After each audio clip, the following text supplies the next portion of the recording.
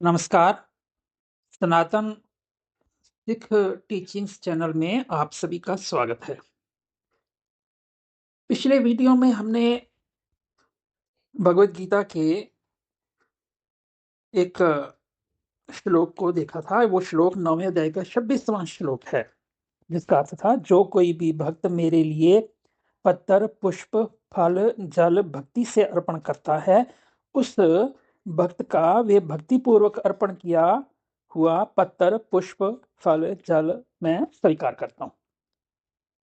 तो हमने वहां पर पत्तर पुष्प और फल की व्याख्या की थी। हमने ये समझा था कि पत्ता जो है वो जगत रूपी वृक्ष के विषयों की कामना है। कामना को पत्ता कहा गया है। कामना से प्रेरित होकर के जो कर्म किया जाता है वो पुष्प है, और जो उस कर्म का फल है उसी को फल कहा गया है।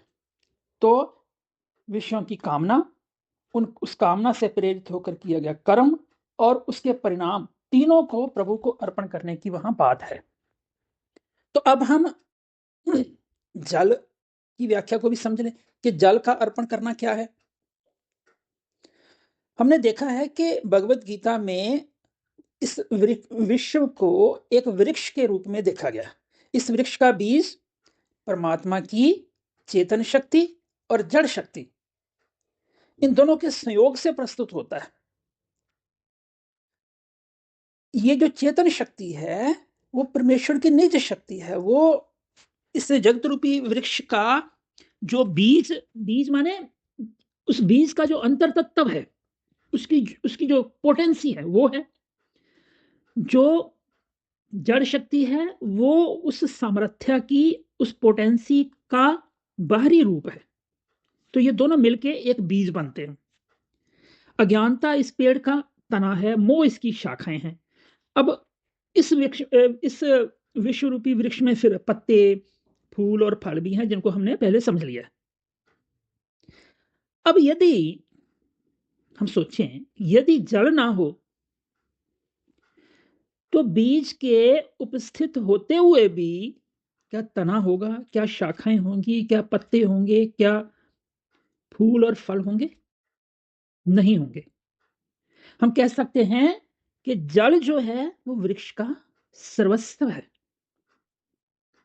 जल ही वृक्ष के तने इत्यादि में प्रकट होता है। तो जल जो है इस विश्व वृक्ष में सब कुछ है। तो वो सब कुछ क्या है? तो अगर हम उस रूपक को, उस मेटाफर को ध्यान से देखें तो हम कहेंगे कि जल का अर्थ है बुद्धि तत्व। सांख्य दर्शन के अनुसार बुद्धि तत्व माया का, 3 गुणों वाली माया का प्रथम विकार है। बुद्धि ही जगत की इस सारी लीला का जनक है, यानी पिता है। जिस प्रकार पिता संतान में खुद को ही अभिव्यक्त करता है, उसी प्रकार बुद्धि ही भिन्न भिन्न विषयों को ग्रहण करने के लिए विकृत होती है और नाना प्रकार के रूप धारण करती है। बुद्धि ही अहंकार के रूप में अभिव्यक्त होती है और वो पेड़ का मजबूत तना बनता है। अहंकार की गति ही मन कहलाती है। तो अहंकार बुद्धि की चंचल या उत्तेजित अवस्था है और मन अहंकार की आगे उत्तेजित अवस्था है। ज्ञान और कर्म की इंद्रियों के रूप में भी बुद्धि ही अभिव्यक्त होती है।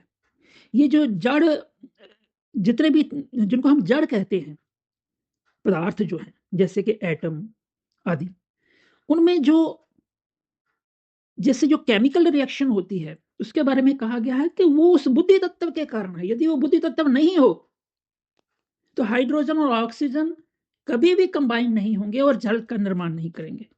हर जो चीज में बुद्धि है, पौधों में वो बुद्धि तत्व है, जिसके कारण पौधा जो है वो अपनी जड़ों को उस तरफ ले जाता है जहां जल उपलब्ध होता है। वो अपने पत्तों आदि को, शाखाओं का उस तरफ विकास विस्तार करता है जिस तरफ धूप मिलती है, क्योंकि उसके अंदर बुद्धि है।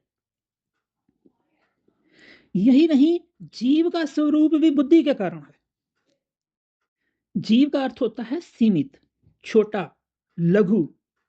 ये जो लघुत्व है, ये बुद्धि के नाते है। आत्मा के नाते कोई सीमा नहीं हो सकती, आत्मा असीम होती है। बुद्धि वह माध्यम है जिसके कारण ये असीम तत्व सीमित होता है। बुद्धि से ही अहंकार का और उससे आगे मन का उनकी उत्पत्ति होती है। सारी इसकी ही संतानें हैं। इसीलिए गुरु नानक देव जी सृष्टि के समस्त खेल को चंचल चपल बुद्धि का खेल कहते हैं। यानी वो बुद्धि जो अहंकार के कारण चंचल होती है और मोह के कारण चपल होती है। तो ये जो अहंकार और मोह हमने देख लिया कि ये इस जगत रूपी पेड़ का तना और शाखा है। इन्हीं के कारण अज्ञानता का समस्त कर्म होता है। तो बुद्धि जब प्रशांत होती है, बिल्कुल स्थिर हो जाती है, तो ये परमात्मा की ज्योति को पूर्ण रूप से प्रतिबिंबित करती है। तो जब भगवान जल अर्पण की बात करते हैं तो कहते हैं अपनी बुद्धि को अर्पण करो। बुद्धि को अर्पण करने का मतलब ये है कि बुद्धि ना तो चंचल हो ना ही चपल हो, ये स्थिर और अचल हो। बुद्धि जब स्थिर होगी तो उससे मोह का नाश हो जाएगा, यानी जगत रूपी पेड़ के तक उसकी जो शाखाएं हैं वो नष्ट हो जाएंगी। और बुद्धि जब अचल हो जाएगी तो इसका जो तना है वो भी पूरी तरह से कट जाएगा, यानी पूरी तरह से जन्म मरण नष्ट हो जाएगा।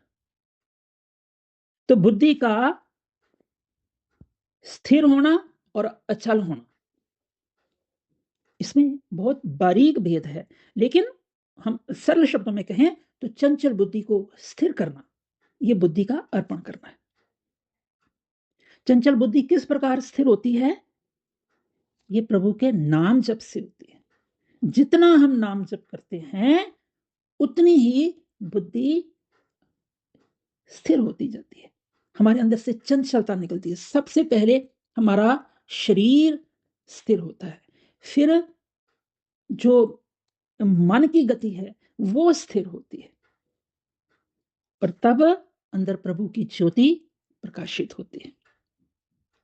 तो ये बात आप कह रहे हैं कि जल का अर्पण करो, अर्थात बुद्धि को स्थिर कर लो। स्थिर बुद्धि ही प्रभु के आगे अर्पण हो सकती है, क्योंकि वह प्रभु की निर्मल ज्योति को पूर्ण रूप से प्रतिबिंबित करती है, रिफ्लेक्ट करने लगती है। उस शरीर से प्रभु का वो जो दिव्य तेज है वो फिर रिफ्लेक्ट होता है।